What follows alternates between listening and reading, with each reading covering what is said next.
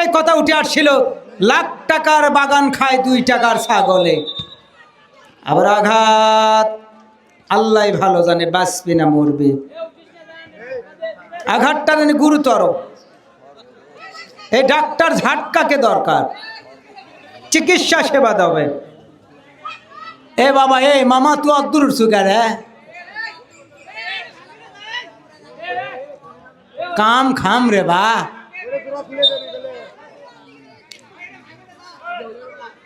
যে বাতাস উঠছে মামা, তোর তোলে যে ঘোড়া ধাপাটর থালে দিবি রে।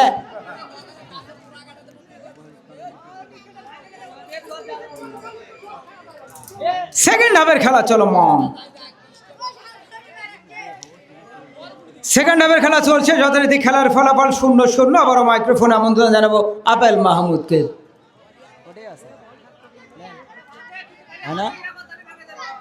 ভাই, দ্বিতীয়ার্ধের খেলা চলছে, গোল শূন্য ব্যবধান, অর্থাৎ সোনার হরিণ কেউ স্পর্শ করতে পারেনি। গোবিন্দগঞ্জ না বগুড়া জুনিয়র একাদশ, উভয় দল আক্রমণ পাল্টাক্রমের মধ্য দিয়ে অতিবাহিত করছে আজকের এই হাই ভোল্টেজ ফুটবল। তবে শেষ অবধি কার মুখে হাসি ফুটবে বলতে বলতে রাসেল থেকে শ্যামল, মধ্য মাঠের প্লে মেকার, এখানে ছিলেন সিয়াম 3 নম্বর জার্সিধারী খেলোয়াড়, চমৎকার মাইনাস করেছিলেন। আবারও সিয়াম থেকে শ্যামল, উদ্দেশ্য ছিল মামুন, কিন্তু আগে এসেছিলেন খায়রুল। লম্বা ক্রস, এ অবস্থায় বল গড়িয়ে সীমানার বাহিরে। চলছে দ্বিতীয়ার্ধের খেলা, গোল শূন্য ব্যবধান। বাক্কর আবেদন করেছিলেন যে স্যার হাতে লেগেছে, কিন্তু অনেক উপরে লেগেছে। বল চলে গেল টাচ লাইনের বাহিরে।